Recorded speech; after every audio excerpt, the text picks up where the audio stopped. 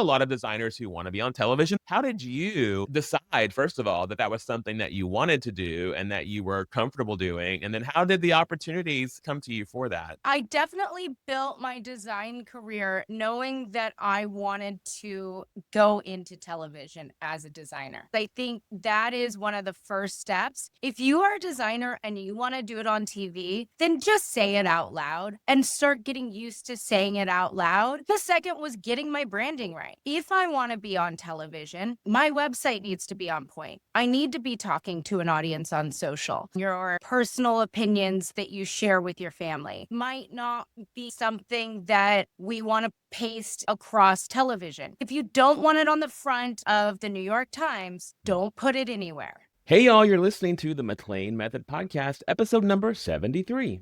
Welcome to the McClain Method, the podcast for interior designers who are ready to stop hiding and start shining. I'm your host, John McClain, designer, business mentor, author, and your branding bestie. This is not about paint colors or pendant lighting. It's about building a business that's both visible and profitable, inside and out. From marketing and messaging to mindset, systems, and visibility, we cover the front stage and the backstage of your design business. Because your brilliance deserves the spotlight, and your business deserves to run like a dream behind the scenes. So if you're ready to be seen, get recognized, and get booked, it's time to let it shine. Welcome to the McClain Method. All right, welcome back to another episode of the podcast. I'm so excited about my guest today for a lot of reasons, but I am excited because she's my friend, in addition to being a really amazing designer and just an all-around great person. I have the wonderful, talented, and just all-around fantastic Breegan Jane on the episode today. And I know you're going to want to stick around to hear all that Breegan has to share, because this lady has a lot to talk about. Every single time that I've seen her, there's always some new fabulous bit of information. So Breegan, welcome to the podcast. John, thank you so much for having me, and love straight back to you. You are one of my favorite people. And yes, we get caught in conversations that go deeper than design. So I'm really excited to let everyone in on what we talk about behind the scenes. I know, it's sort of like they can be a fly on the wall, right? Of all of our little crazy conversations, which really I think is so cool for a podcast platform to have that. So thank you for being here today. And, one of the things when I think about you and I think about your designs and what you do, it's always bold designs. It's always taking risks. There's lots of personality in everything that you do. So for those of us who might not know, and if you're under a rock, you have to be the only way that you don't know who Breegan is. But for those who don't know Breegan and her background of design, tell everyone who you are, how you got into design, and kind of what your philosophy is on it. Totally. I do what I like to call modern approachable luxury. And so for me, that really is a little bit of luxe. You're always going to find some gold, some sparkle. Famously have disco balls in my kitchen right now, which John is talking about, the personality that exists. But I'm also a beach girl. So I grew up just a block from the beach. I live 2 houses from the beach right now. My clientele has always been Malibu, California, the Palisades. And so everything is really informed by the coast. But also, I think people don't think about the durability aspect of living near the ocean. So my spaces need to be very lived in. And then the minimalist modern aspect, I think, comes from that lifestyle part of wanting to simplify for the sake of enjoying the things that we have and appreciating them. So a lot of my design you'll see is more in a neutral palette, but not lacking in personality, just to kind of take in the scenery of the beach, but then to also think about how sand and water are going to affect elements in a different way than like a cabin home. That's good. And you and I align on a lot of ways in our design aesthetic, but also in the philosophy behind it. Because I think most people who don't do design, who have no idea of how designers work, they look at something that you create and they think, oh my God, I can never let my pets in that home. I can never Yep. let my kids in that home, right? And that's not the case. And one of the things I used to get challenged on all the time when I was really building my clientele here in Los Angeles was white slip covered couches. They are the furniture that Malibu is famous for. We've seen them in every TV setting from years ago in Entourage, but even more currently. And people were always like, how do you and why do you do a white couch with kids? And I said, it's bleach friendly. It's a durable material. Before we had boucle, I had 2 sets of white slip covered couches for pets and families. And I always recommended 2 sets because you could change out the individual cushion one at a time as like dirty dogs or kids with crayons came in, but you never had to deal with the livability of a beautiful pattern that you were trying to keep intact.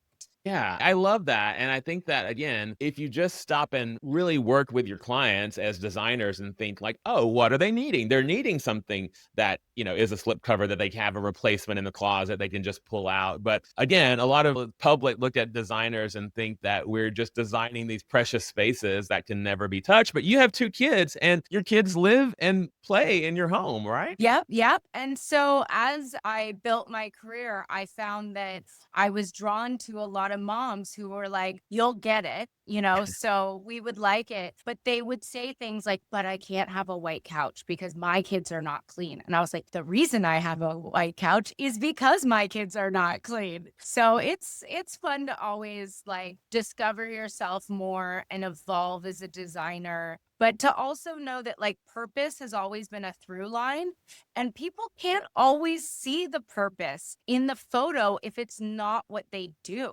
You're right. And I think that's why the discussion behind it is so important, the why behind it. I remember years ago, I did something similar and it was in traditional home. And I got so much flack from people saying, oh my God, you have a white or a cream sofa in this house and they have 2 kids. And I'm like, yeah, I sure do. And here's the fabric and here's what it's made of. And it's, all these things. But, it is that explanation that we sometimes have to do, the reasoning, as you say, the purpose behind it, right? Yep. That really does inform the general public about Yep. things. Your new home is so gorgeous. It's so amazing. It's so sassy. It's so out there. And I love every second of it. And what I love about it, Breegan, is that not only does it take bold choices that you make with design, but it feels so much like you and who you are. So are you calling this your forever home? What are you calling this home? Is this Yeah, my dream forever home. Okay. I built this house trying to fill every corner based on my purpose and not thinking about the value add from a financial standpoint, but the value add from a lifestyle question first and foremost. And that was a different way of approaching design for myself, right? Like I've been doing this for my clients for years, but when it comes to myself, sometimes I make the smart choices or I make the very bold design decision because I know it's going to get a lot of attention. This time it was like, Breegan is building a house for Breegan and Breegan's kids, and I'm not going to care what anyone thinks. And I'm not going to pull back on expensive choices that feel right.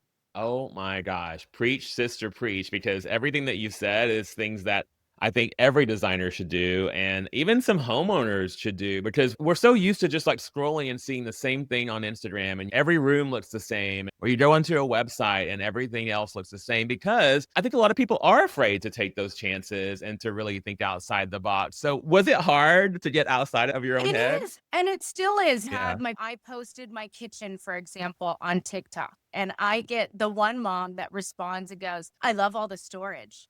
I did not put any uppers in my kitchen. And that for me was a thought out lifestyle choice. I felt like one of the things that I wanted to create was a space that didn't just collect clutter.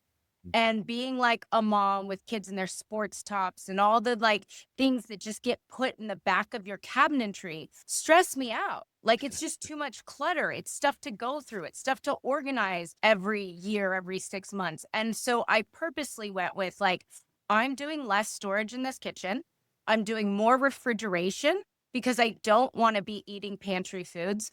I want to be eating refrigerated foods with life to them. And it's interesting, even now in my career, I still feel like I have to stand up for myself because it almost was like she was pointing out a design flaw. And I was like, no, no, no. not a design flaw, purposely a challenge for me to live the way I want to live life, not based on every kitchen's supposed to have uppers. Oh, yeah, it is really hard to kind of silence those voices from outside, but when you just stand in your purpose, just as exactly what you're doing, you're like, "Yeah, I did it. I did it because of this, and also, who cares? You don't live in this house. I designed it for myself." And in my own home, I did something similar. I was like, "Okay, nope, I'm gonna do this because I've never seen that done before, or I'm going to do this because I really wanna take this chance, and it really means a lot to me." So, when you did that and you started to put the design process into place and take it from your brain to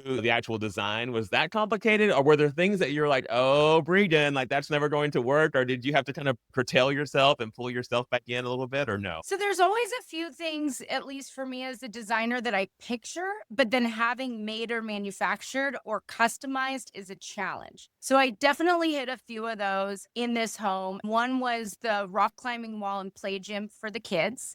It's something a select few people are actually installing, and especially installing residentially. I wanted to make sure it was safe. So it took me like a year of research just to find the people who were doing play gyms in a way that I felt comfortable putting it in my home. Another one was like these beautiful, like I knew I wanted an open bathroom, but I needed mirrors and I wanted them attached on the countertop to the ceiling. What designers understand and what homeowners may not know, that height and getting that right and customizing it and building it out of brass is not something you can order out of a catalog. And you truly have to find an artisan to bring your vision to life. And so those challenges always come up, but they're part of like my glutton for punishment in the process, I think. Like, don't tell me no, because I will figure this out. Isn't that great? Yeah, I think a lot of designers too are sometimes afraid to do custom pieces. They don't really either know how to do it. They don't know where to find the artisan to do that. I think it's just a matter of research and putting your feet to the ground and figuring it out because otherwise every home is going to be cookie cutter and look the same as your neighbors. But how would you recommend a designer who wants to have all these bold ideas bring those to fruition? I think one of the most important things you touched on, which is the research. So for me, whether it's a teammate, usually that's already a part of the Breegan Jane family, I give them a task. But sometimes I bring my mom in on that. This is something anybody could use. Like, ask your friend to help you find that one thing. And for example, with the custom mirrors, I went to a friend who wasn't a part of the team, but a very good engineer who makes amazing things for Google. I'm building a whole house. I don't have time to find this artisan. You are really good at making things. You don't have the time or energy right now, but could you help me find somebody that you trust? And I ended on just bringing him on as a consultant because it's easier, John, to do it right the first time and have really spent the money on the research than to try and make those decisions quickly. Yeah, it's that whole measure twice, cut once philosophy, I guess, right? Like do all the pre-work ahead of time and then you're ready to go. And I think just ask someone. So if you have a metal worker and you're thinking like, oh, can they make a mirror for me or a bed frame for me? It never hurts to ask because maybe they've been wanting to branch out in their creative aspects. Right. Like my mom, really good at anything seashell. So if I need a seashell mosaic, if I'm wanting some sort of coastal coral element, I'm like, Mom, in Los Angeles where every, seashell from across the world is, I'm going to need those resources now. So it's also leaning on your friends and what they're good at. Yeah. We put a lot of music elements into this house. I brought in music production hands even just to sign off on some of the wiring that I was doing that was a little bit different than what my AV company was used to in residential, but not big enough to like need a club guy. So I brought in a producer and was like, does this make sense? Am I right on my inputs and my outputs? Because I got to close up these walls and I only want to do it once. And your son's is a soon to be DJ, right? He's DJing. I have two DJ boys, Okay. they play the drums. That's what mommy's given them as their creative outlet. You've given them more than that. I've seen this house and what you've given them. It's truly a playground for adults and for kids. Now, if a homeowner's listening, because we do have homeowners who listen Yeah. as well, and they're thinking, okay, Breegan, cool. You did that in your home. You renovated the entire home top to bottom. I can't renovate my entire home, but I might want to take one bold step to make something impactful and to make a big change in my house. Do you have any advice for people who are saying, I love this idea, but I just want to do it on a smaller scale, maybe? Yes. I think that typically there are two issues I see in my clients' homes. One is a beautiful space in their house they never touch, Mm. that they don't want to touch because it's the one they think is the prettiest. But to me, that is such an opportunity for change because I don't care how beautiful it is. If you don't use it, your husband doesn't use it, your kids don't use it, your dog doesn't use it, nobody's using that room, but you get to walk by it and go, ah, we can do better. I think we can do better. And let's give you some of your square footage back. So let's attack that space and lean into your vulnerability of, but I love everything about it. Bring that into the new space, but don't waste precious square footage, right? So that's one that I'm always like, they're like, no, I don't want to touch it. I'm like, but you don't use it. I'd rather touch that space. And then the other one that I always see is like the pile of clothes on the bed or the kitchen stuff that has made itself onto the counter where they ask me to ignore it. They're like, oh no, we're not dealing with that. I'm like, do you see what a problem this is causing in your life? And they feel so overwhelmed by it that they don't want to address it. So instead of addressing their kitchen storage, they hire me to redo their bathroom to make it cuter. And I can't help but walk past it and be like, what are we doing about this over here?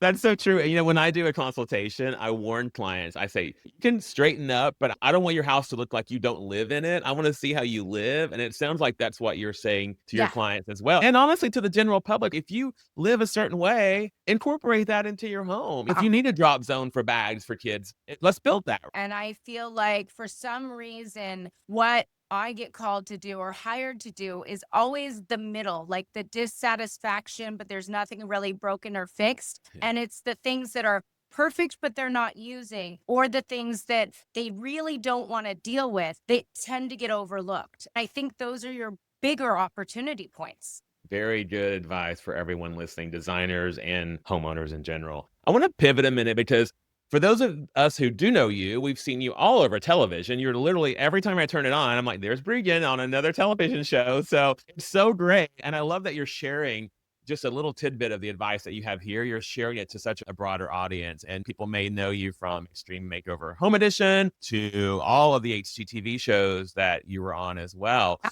But think it's like 12 or 13 HGTV shows now. And Dream Home is been my, sort of show for the last 5 years. And building that house is one of my favorite things. And it's so nice because we profile that whole build. And there's a lot of why for an unknown winner. And so I think that just has been a part of my development as a designer, and it really is who I am. What are all the options? What do we all need as humans that creates the dream home? Well, I love that show, and I love what you said. It sort of explains the why behind it all. And you do that so easily, and you do it so effortlessly, and it just comes across so naturally. And I just love watching you do all of the shows because it does just feel like, oh, Breegan's in my living room right now explaining why this home was designed this way. So kudos to you for that and doing it so easily and just so approachably in all aspects of your life. But for designers who may be thinking, oh, I know a lot of designers who want to be on television as well. And they're thinking like, oh, how do I do that? How did you decide, first of all, that that was something that you wanted to do and that you were comfortable doing? And then how did the opportunities come to you for that? Of course. So I definitely built my design career knowing that I wanted to go into television as a designer. And I say that because I think that is one of the first steps. If you are a designer and you want to do it on TV, then just say it out loud and start getting used to saying it out loud. And it's okay to have that want. And I think a lot of people, whether it's trying to be humble or maybe thinking it won't come, it's a hard thing for people to really admit. Then the second was getting my branding right. So if I want to be on television, my website needs to be on point. I need to be talking to an audience on social. And I grew up in Hollywood and I grew up in print and commercials. So I had some basic knowledge just growing up in the industry of knowing what casting directors look for. Yeah. You hesitate on your personal opinions that you share with your family. Maybe hesitate on that bikini shot that looks really good, but might not be something that we want to paste across television. If you don't want it on the front of the New York Times, don't put it anywhere. That is good advice. At times that was challenging because I am pretty strong and I do have strong opinions, but I've always wanted to maintain open as a brand and make sure that I didn't close people off to my offerings as a designer based on my own opinions. So yeah, I worked really hard. And then it's very interesting because it's like calling in what you want. It was casting directors that found me. I had no agent, I had no manager. I figured I'd have to get those things first before TV shows. And I went into development with HGTV on a series, then got picked up for Extreme, and then just kept going. So you can do it. You sure have kept going. And I think it's just admirable the way that you explain it, because so much of what we want in life, we are afraid to voice it and we are afraid to put it out into the universe and let that start to happen for us. And that could be anything that you're wanting to do in life. The other part that I grabbed from that was you mentioned your brand. And I think everything that we do as a business owner, and I don't care if you're a one person show or a 25 person business, your brand is your brand. And one thing that I heard you say was that you've always kept that brand in your mind from the beginning, right? Of what you wanted the world to know about you, how you wanted this rounded view of yourself for the public. And that is sometimes hard for people to grasp, I think. What do you think was the key for understanding that, oh, I need to, first of all, develop a brand, and then how to develop that brand? Was it just being true to yourself and like limiting things that you say, or was it all the things? I know you mentioned your Yeah. website and all of that. So I've written children's books. I had a Mhm. mom radio show. I've always done design. I do a lot of philanthropy. So people were telling me like streamline your brand. Be the designer. Be the mom. And I was like, no, that's not authentic to me. I'm Mm. not. And people would be like, it doesn't all fit. You're this girl that loves Ibiza, but then you're giving homeschool advice. How do those things even come out of the same human? But I found that it can all make sense because I make sense and they're authentic to me. So Mm. as long as they weren't being forced, I was like, no, I'm not cutting off that part of the brand that doesn't fit into whatever you think the brand is. The brand is me and I make sense. So, that was the heart of it. Then it's really about going through like the methodology of branding. What are your colors? Who's your customer? What's your mood? What are you known for? And I swear, John, I made a document like almost a decade ago that I still refer back to. And we have not deviated far from because we sat down on paper. And I say we, me, myself, and I, and teams, and, but really me saying, this is who I am. This is who Breegan Jane's going to be.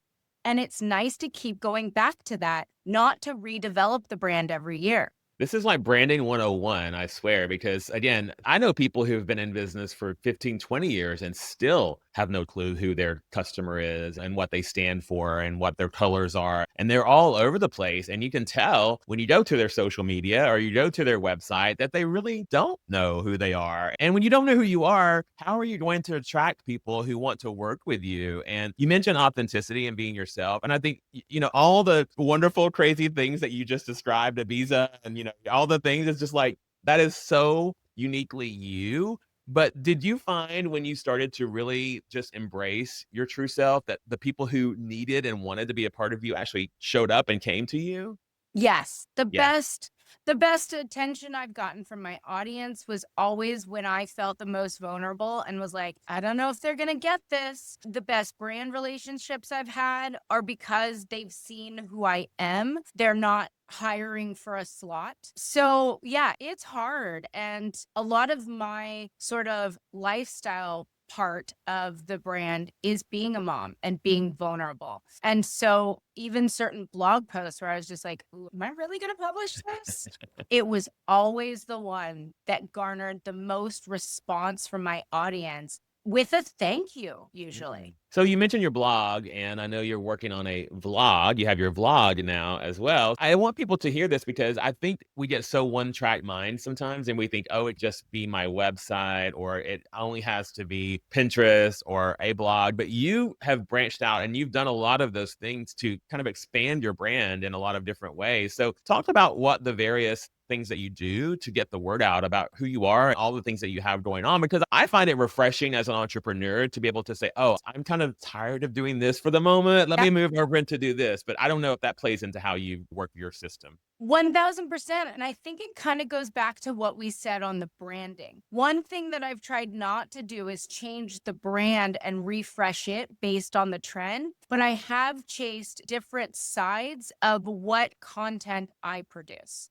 And so Instagram's been the nicest to me from the beginning, but I started playing Facebook and LinkedIn a few years ago, and LinkedIn is still wonderful for me. And it's interesting to me that like a lot of designers aren't playing on LinkedIn. It also helps me stand out. It's worked. And so one of the things that I did this year is I've always wanted to do YouTube content. Producing YouTube shows is expensive. I have lots of ideas that might be happening, but I was like, I really just want to lean into the authenticity this year. And so doing the vlog was like a personal challenge of, all right, this is where content is going. It's going global. A lot of my brands are available globally now. It's not just Instagram. It's not just TikTok. Like X, I stopped posting anything directly on there because of the ownership rights of publishing content there. I still don't fully understand it, but I'm like, nope, like we're not uploading to the site anymore, any photos or videos. So what are we doing? We're vlogging. And you found an avenue that it sounds like it feels good to you as well. And I think that that's important. We force ourselves sometimes as business owners to do things that other people are doing. Like I've seen just the craziest, most silly like reels. And I'm like, girl, you shouldn't even be on the camera right now, much less putting this out into the world, for God's sake. You know what I mean? But I think that we do things and then they because hit and that person gets 1 million views. And you're like, yeah, why don't I? I know. You gotta let go of the perfectionism if you're gonna play like the social media content creation long-term game. Well, and it sounds to me that perfectionism is not something that you really strive for in your designs and your life. I think that it's what I'm hearing is that you're striving to be the best version of yourself at all times. And that's what comes across to the general public. And how do your clients feel about that? But it's because I'm a recovering perfectionist. What step are you on out of the 12 steps of that? Well, this was the first step. I have this little tattoo on my wrist, and it is a hand-drawn star. Any designer or type A person will know that a hand-drawn star is a very difficult shape that will never be perfect. And I put it where I had to look at it every day. I can cover it up with a watch really easily. It was a challenge for me to remind myself that I could find beauty in the imperfection. And it's literally one of my favorite tattoos. People don't even realize I have it because it's so little. But I think I got it when I was like 18 or 19 to deal with my perfectionism in a physical symbol. And you're still manifesting it to this very day, something that you started so long ago. That's so cool. Well, 5 years ago, I should say. Just 5 years ago when you were 18. Yeah, exactly. Just back. So those who see you on television and they see the beautiful designs that you're pouring out to the world, what is one thing that the viewer might not realize that happens behind the scenes on a TV show when the reveal's there, the house is beautiful? What is one thing that maybe you're like, oh, but you don't know this happened? Is there anything that comes to mind? I think one of the funniest things we do is multiple takes of the same reveal. So, people will be watching the show and I'll walk somebody into the kitchen, right? And they'll go, it's amazing. So we do that on camera the first time, right? And they do get to see it.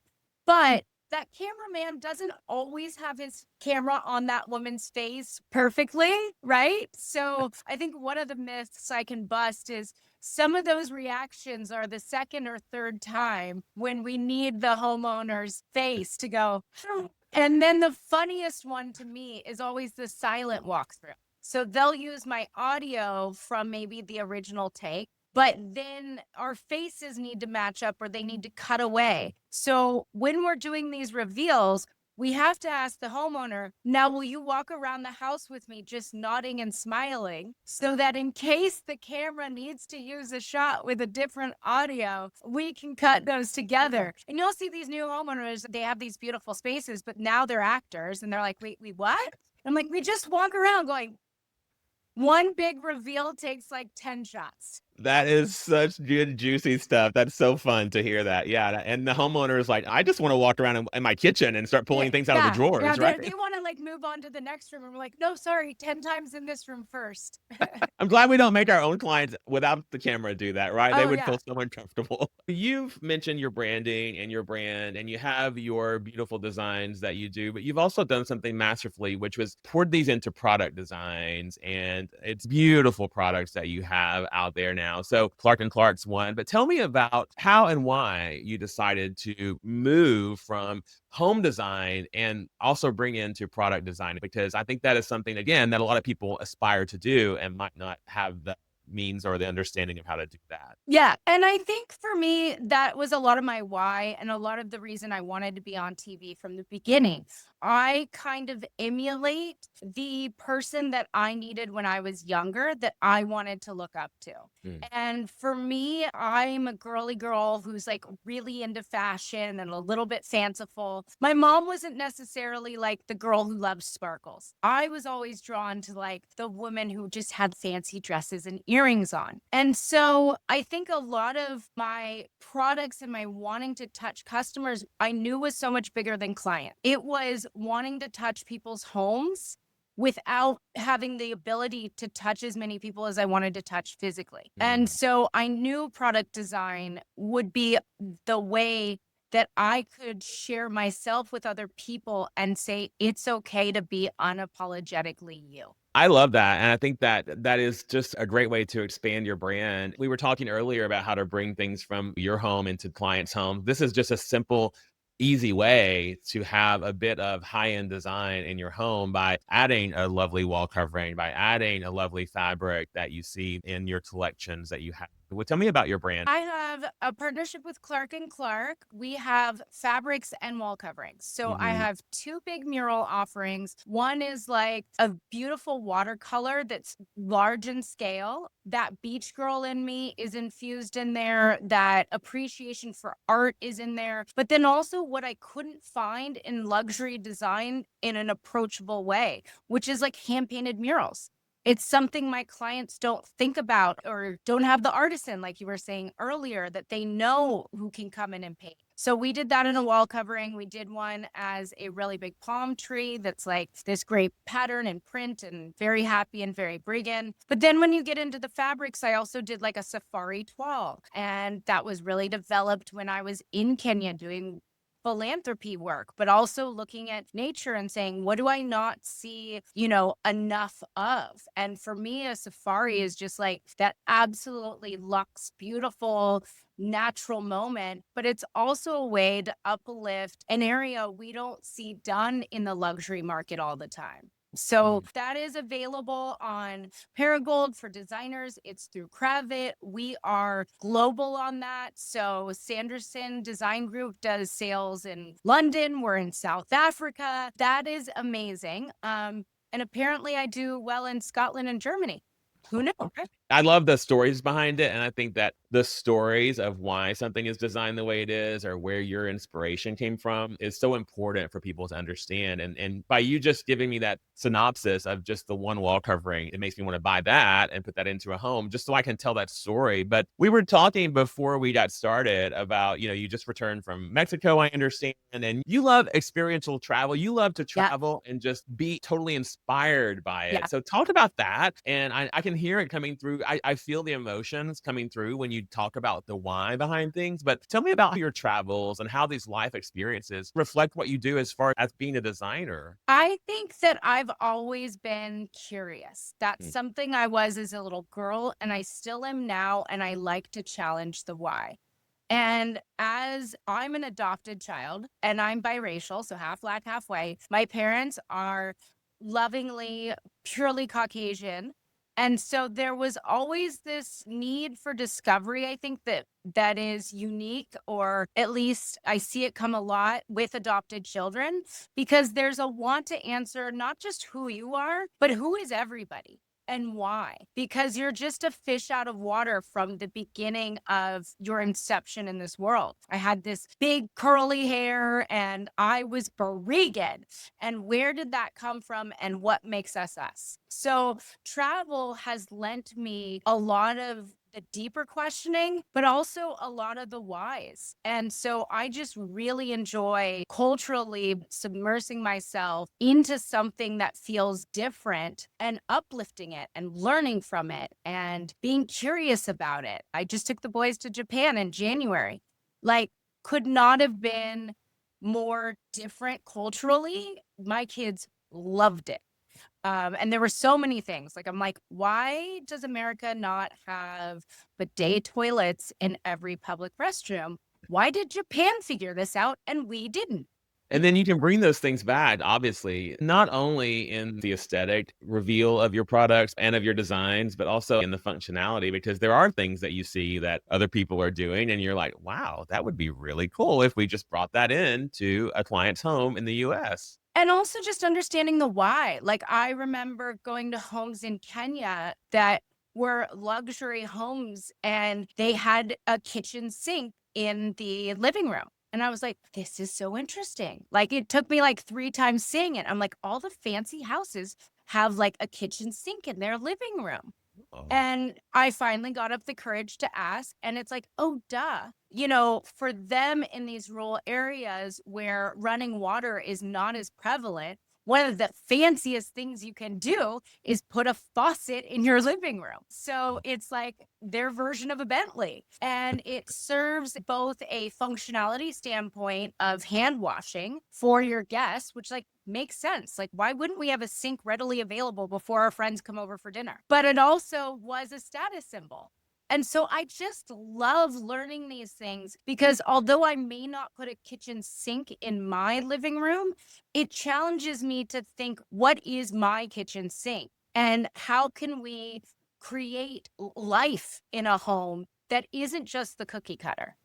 Yeah. Do you find that those ideas and the things that you've seen and been influenced by just pop up randomly as you're designing a home or working even on your own home? You're like, oh my gosh, I remember X, Y, and Z that I saw in a visa and I want to bring that here. Is that how it works with you? Sometimes, or I'm banking them for later. Other Ah, times there's like a saved memory bank of like, ooh, I'm going to use that somewhere sometime. And I wait for the right product or project. Or for me, it's like, ooh, I'm going to put that in a house for me. yeah. It's almost like the saved file on Instagram where you hit the save Yep. button and you like go back and look at it Yep. later. Right? It's like a Pinterest board in my brain. I have a feeling your Pinterest board is getting pretty full. It's true.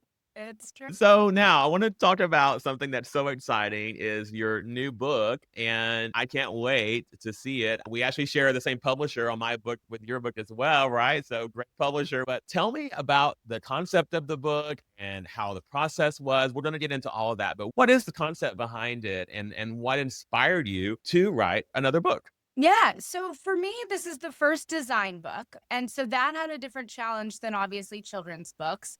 And it also means something different to me and the point that I'm at in my career. And I wanted it to be meaningful and again, align with everything that's me. And one of the things that I think is my offering is my vulnerability. Doing it yourself as an established designer with a career and then sharing with people the why was really the purpose behind the book. So my book is not going to say, use this tile, grout this way. It's here's what I thought about because I've designed so many people's homes. And here's where I challenged myself mentally.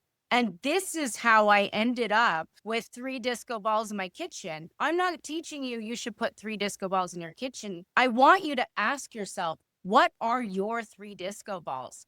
And then build it into your own design. Okay, that should have been the title of your book. What are your 3 disco balls? I think you just explained it very well, and I think that that is something that a lot of homeowners don't think about is getting in, as you said, into the mind of the designer, of the why behind we did this. And yes, we can go and purchase something, but also if we're wanting to create something that's truly couture and truly special, for our clients and for ourselves, do you give also practical advice to say, here is how I followed through with that? Or is it all Yeah, kind of yeah, of philosophical? course. And it's got all the photography to support sort of the design that we're talking about. Took me a year to write the book and obviously 2 years working on the project. So it was nice to really be writing it in my process because it's not an after the fact result. It's me writing it as I'm designing it and then bringing the book out once the house is done, but it really follows along through that process. And I think Mhm. it's really useful to anyone who's really building a home. I think people really underestimate how long that process is and how you only have one opportunity to make some of those choices. Where you put plumbing for a sink will determine where sinks are for like the next 10 years. And I don't know if my homeowners really understand that. And that's part of our job as designers. But if you can't hire a designer, I'm asking you the whys so you can go back and ask your contractor. It's almost like those foundational aspects of building a home or renovating a home that a lot of the consumers might not understand or think about, but Don't it think about it. yeah, and it's not their job, right? It's our Right. job to help them with that. But I love that you're bringing that to the forefront and saying, "Okay, yes, it is beautiful now, but just strip this away and I'll show you, the dissected version of this and why it came to be." I did something similar in my own bathroom. There was a plumbing that we could not move, but I wanted the sinks to a different spot. So we built the wall out to allow us to move the plumbing over to look like it was in a different spot. When in actuality, the room is like 6 inches smaller than it was before. But it's those little tricks that get the final version of what people see, in the books and online and all the things, right? And that's why we weren't magic.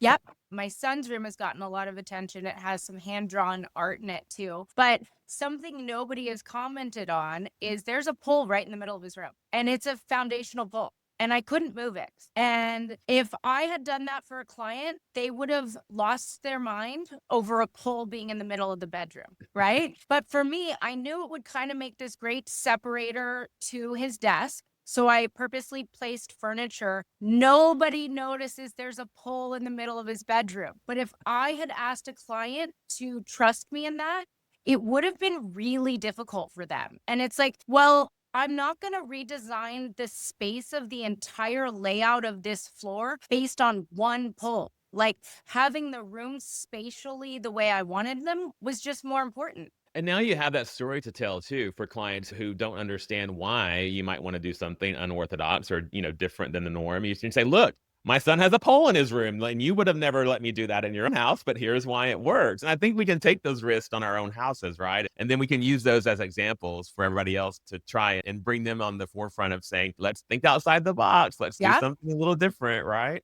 totally. That's great. So when you're writing the book, I always find this interesting. It was as you said, it's a very long, long process to get this from, out of your brain onto the Word document and then onto the final pages of the printed book. Were there things along the way that you might have discovered about yourself or things that you might have said, oh, this is something that I took for granted because I do this every day, but I want the world now to see that? Because for instance, for me, as I was writing my book, I said, I really want people to know the process that I go through from the start of a project until the end of a project, because I never had really shared that with the general public at that point. Other designers, yes, but not with the consumer. So were there things like that that popped into your brain along the way that you were like, oh, let me share that? I think how methodical I am in that thought process, I didn't realize how much of my strengths really came from there, just by being curious and challenging things. Like, I know I think about my clients' projects, but to actually write it down and be like, oh, I was so purposeful about the kids' playroom, for example. We have steel drums in Mhm. their playroom. I knew I wanted an instrument any child could interact with. I knew I wanted a sound that wasn't going to make me want to shoot my own brains out. And so I was like, what is a beautiful sound? And I went and I tried xylophones. I found an African instrument store, like, because, and I was like, because I'm gonna listen to these things. I can't buy these online. Like, Yeah. I need to know what the sound is gonna be in my house. And so when you go through and you go into my home, a friend came over, she's like, "Oh my gosh, I thought there was music on. Your kids are practicing the steel drums. How fun." Again, Love I it. think people just don't realize those moments in life that feel so effortless and whimsical actually had the most effort behind them. As small as a steel drum purchase is, it was a lot of thought that went into every single corner and why. That is the way that I wish everybody approached their home, is thinking about using every space, as you said, but also making that space functional and making that space really work for everyone. And, your kids are now learning the steel drum and you're not running around the house screaming because it's like a set of actual drums. It's like, thank God, saxophones might have been problematic for the neighbors. Steel drums, not so much. Yeah, I can attest to that because I played trumpet in middle school and high school, and all of our neighbors hated us. My mom should have thought about something different. But anyway, when we're talking now before the book comes out, but the book is out by the time this is launched. So tell everyone how they can find your book, where it is, and all those fun things. Well, definitely, as you said, shout out to our publisher, Gibbs Smith. And the book is available on Amazon and Barnes and Noble. And they can also find the link to it on my website, which is just breeganjane.com. And I'm so excited about it. Yeah, and I'm sure we're going to hear lots of great things about the book, and book signings, I feel, are in your future as well. Before we leave, though, I want to talk about your philanthropy work. You touched on it earlier, and I think there are so many things that round us out as a person and really round us out as a brand and as a company. And again, to let people in on the other side of what's important to us, right? As human beings on the planet, not just interior designers, but as part of the human species. So Yeah. for you, I know philanthropy and giving back is so important. So tell me about some of the ways and some of the organizations and some of the things that you do to give back and what that means to you. Yeah. So I was lucky to have been brought up in sort of this unquestioned reality that in our success, 10% goes to somebody else. Mm. And I find that that is something that I wanted to uphold for me and my family. It's something I'm trying to teach my kids. And it really does so much more for me because it gives me purpose on those days where I don't feel like going and I don't feel like doing something. It's like, no, there's always somebody who's going to be better off than us, but there's always somebody who needs our help. No matter how stressed we feel by whatever finances or emotional frustrations we have in our lives, there's somebody we can help. And so with that, the pressure was finding something where I felt like I could make a difference. It wasn't satisfactory to me anymore to give a few dollars to clean the bay and a few this. I wanted to align my dollars and cents with where can I make a difference and what's my cause. And so I really have clung to education for girls in Kenya. They're escaping some cultural practices that I think are just barbaric. But also what we're doing is stopping them from underestimating the women in their communities. In the areas where we practice, a lot of them are just traded for cattle as a bride in a polygamous society. And you look at the homes and the culture that's created around that, and everything suffers, John. Like, nobody's happy because they literally are punishing the most vulnerable aspect of their community that's also the most beautiful. And so by going in there and doing the work, what changes, and all the work is implemented locally. It's not like I go out there and help. I visit to see what the work is doing, but it's all done by the local community and them deciding for themselves what they'd like to change and how they'd like to change it. And so by giving girls an opportunity to go to school, guess what does better? The whole economy. They're giving back to their fathers in new farming practices. They are providing educational thoughts and decisions. They're more empowered. I mean, the businesses that get created out of just giving them the opportunity to do so and the education that they need to do it, it's like amazing. They have these savings groups where women come together and it's like a mini stock exchange. They all give to the pile. If they can't give to the pile, then they're less of an investor. But then they have that pile to borrow from when their kids are sick, their car's broken down, and then they pay it back as a loan. And I'm like, what are my friends and I doing? Like, why aren't we doing this? Yeah. John, we could have houses in Mexico. I love this. I love all of it, but I just love the feeling that I can tell that it brings to you for helping other people. And I think that for people who are looking for something to make their lives better, to enrich their lives, it doesn't always have to be a tangible thing. And a lot of times it's not a tangible thing, right? It's something that is so just altruistic and out in the world. And I love that that is obviously shaping who you are. Yeah. Well, it's amazing to see, and it's gives me incredible, like, just heartfelt and power to continue past my own version of success. Because if you want to give on 10%, one of the things it drives me to do is increase what 10% means. Hmm. And that pushes me forward on a lot of days where I feel like, I've reached a wonderful point in my career where I might have enough or my kids are okay. But I can make a bigger difference in the world by being my best self and continuing to grow because it also increases my ability to give. What advice do you have for people who don't know how to find their outlet or their purpose of helping other people? Do you have any tips on how to sort of reach out and figure that out? Yes. There's soup kitchens that will need you just to serve on Thanksgiving. Like that's something the kids and I have done since they were very young. There's companies like Path that have these move-in programs for families coming out of homelessness and they don't have enough money for movers. So that's volunteer work you can do. Beach cleanups are great. But the way I found my purpose was by exposing myself to seeing a lot of pain in the world, but then also being willing to contribute because that is a lot emotionally. And I mean, just even now, the LA fires, I had a Yeah. lot of friends who were really donating their time and attention and every resource they can. And it's a lot to ask of yourself because it can get really heavy. But the more you do it, you will find the one that feels heavy good. It's the thing that you are meant to care about. Look, I would love to fix the coral problem in the ocean. It wasn't the thing that I wanted to solve, but I hope one of my friends takes that on, and then I'll take on girls' education, and then somebody else can take on the rainforest.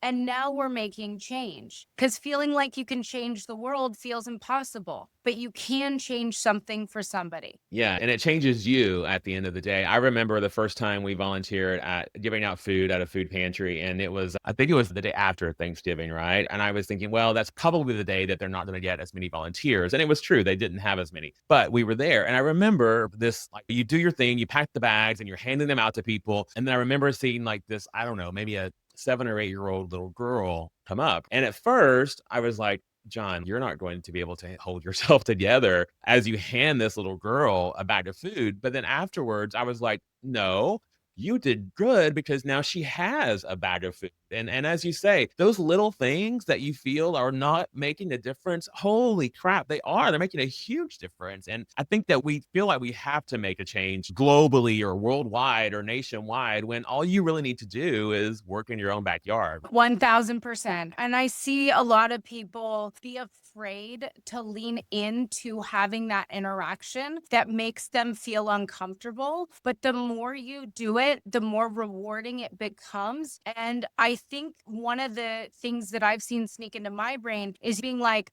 what do I have to offer this little girl? What do I have to relate to her with? But the vulnerability of just being human with other people who need help also helps us ask for help. It's beautiful. You gotta just jump into it. It's never gonna feel great and perfect. It's often very heavy, but it is so worth it.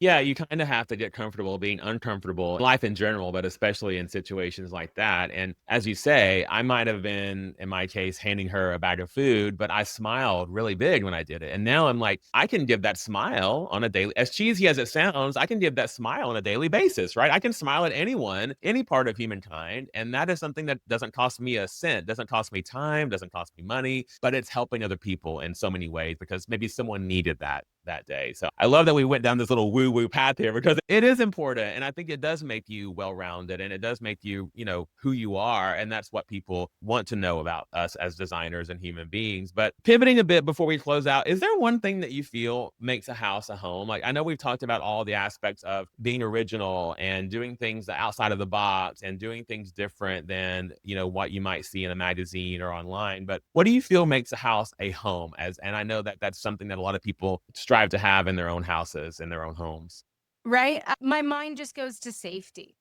I think a home is a place where you feel safe. And I think that people try to label that with something visual. And I'm not sure it is. What makes my sister feel safe is very different than what makes me feel safe, from colors to materials. And so your home should feel safe to you. It should hold you emotionally. You should walk through the door and just that warm hug should greet you. I feel the same way. I feel like your home should wrap its arms around you every time you enter it. And as you say, that means different things for different people. So I want to do some rapid fire design advice if you're ready for that for everybody Let's listening. go. All right, ready? Okay. One design risk that every homeowner should take. Color. Very good. Color in fabric, color in walls, just color in general. Challenging yourself with color. I think Okay. people are very shy of color. Go crazy. That's the risk to take. It's sometimes easy to change, but people are timid. Go. Okay. Very good advice. So trends we hear a lot about. Everybody always asks us designers about trends, but is there something that you're loving right now that you're seeing that's actually a good trend? Biophilic design, I think using nature as a part of your home, the indoor outdoor living, the indoor greenery that like Hilton Carter made popular. I love seeing plants in our design work. Love it. And what about something you're not loving right now, trend-wise? You know what? I did not get on the terrazzo train. It just still reminds me of an airport floor, and I am not about it. I've seen it done very well, but I'm like, it just is giving airport floor. Okay. All right. And then lastly, but what is one thing every homeowner should invest in their home in your eyes? More closet space. Okay. I thought you were going to say a Storage. kitchen sink in their living room, but okay. Right? No. More closet space. One of the things I went and purchased for my home was a steam unit. It's like almost looks like a mini refrigerator. You put your clothes in it and close it and it steams them. Yes. The relief that has given me from ironing, and my kids even use it now for like their button down shirts. I'm like, just go put it in the steamer. Like it was not something I knew I would use this much. But I think our clothing, whether it's laundry, right, or our closet or the famous chair that everybody has, build more closet space. Think about your storage solutions. Think about out of the box ways for you to create more space for the stuff. Yeah, because there always is stuff everywhere we turn, right? Maybe get rid of some of that stuff too. Is my little. That. I love it. Great advice for everybody, Breegan. I knew I would love this conversation because I love you, but the thread that I've seen through everything that we talked about today is to truly be yourself. And I don't know of anybody who is more authentically themselves than you are. It just emotes out of you in conversation, in casual conversation, on the podcast today, in person. You are who you are. And I wish more people would take that and apply it. You don't even have to be a business owner to be yourself. The gift that you give in your authenticity is invaluable. So thank you for that. Thank you, John. Yeah, I mean that so much. So for everybody listening, again, give them a recap on where they can find all the good things, and we'll put them in the show notes as well. But I want everybody to hear it from your own mouth about where they can find your collections and more information about you. They want you to be on a TV show. They want to hear you speak, all the things and your book. Tell them where to find Breegan Jane. You can find Breegan Jane at breeganjane.com. I am Breegan Jane on Instagram, Facebook, X, LinkedIn. Breegan Jane is plastered everywhere. And my lighting collection with Savoy is available on Ferguson Home and Home Depot. My Clark & Clark wallpaper is on Paragold, and it's at Kravit for designers. My new book is on Amazon and on my website. And we have accessories even in Home Goods, John. So I'm trying to get a little piece of my authenticity and vulnerability to everybody out there. You will find Breegan in the stores. You'll find her on TV. If you're a designer, you'll find her at any of the markets. You are literally everywhere. And I just love the feeling that I get when I see you. So thank you for sharing your insights today. Thank you for sharing your vulnerability. Thank you for sharing your design knowledge and just your tips on how to be a better designer and a better person. I've loved every minute of it. Thank you, Breegan. Thank you, John. See you soon. Thanks for tuning in to this episode of the McClain Method Podcast. I'm so grateful you made it all the way to the end because that tells me that you're ready to do the work that truly transforms your brand, your business, and your life. If you want more tools, trainings, and behind-the-scenes looks at what I'm building next, head over to McClainMethod.com and don't forget to follow along on Instagram at the McClain Method for even more drops of brilliance. And remember, my friend, your brilliance is your brand. Don't dim it, design it. I'll see you next time.